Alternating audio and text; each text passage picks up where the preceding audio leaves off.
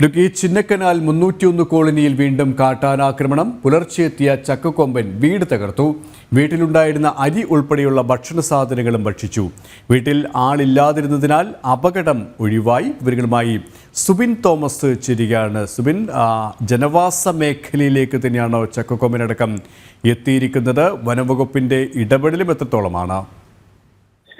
KP കഴിഞ്ഞ ഏതാനും ആഴ്ചകളായി ചക്കക്കൊമ്പൻ ഇത്തരത്തിൽ അക്രമ സ്വഭാവത്തിലേക്ക് കടന്നിരിക്കുന്ന ഒരു സാഹചര്യമുണ്ട്. ചിന്നക്കനാൽ 301 കോളനി കേന്ദ്രീകരിച്ചാണ് ഇത്തരത്തിലുള്ള ഈ അക്രമങ്ങൾ കാട്ടാന നടത്തുന്നത് എന്നുള്ളതാണ് ഏറ്റവും പ്രധാനപ്പെട്ട ഒരു കാര്യവും. ജനവാസ മേഖലയാണ്, ജനങ്ങൾ തിങ്ങി പാർക്കുന്ന ഒരു പ്രദേശം കൂടിയാണ്.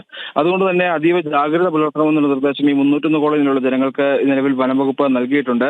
ഇന്നലെയാണ് ഇത്തരത്തിൽ വീണ്ടും ഈ ഒരു വീടിന് നേരെ ഈ കാട്ടാനയുടെ അല്ലെങ്കിൽ ചക്കക്കൊമ്പന്റെ ആക്രമണം ഉണ്ടാകുന്നത്. രാജേശ്വരി അയ്യപ്പന്റെ വീടാണ് ആന തകർത്തത്. അടുക്കള ഭാഗം തകർത്ത് വീടിനുള്ളിൽ നിന്ന് അരി ഉൾപ്പെടെയുള്ള ഭക്ഷണ സാധനങ്ങൾ ആന ഭക്ഷിക്കുകയും ചെയ്തിരുന്നു.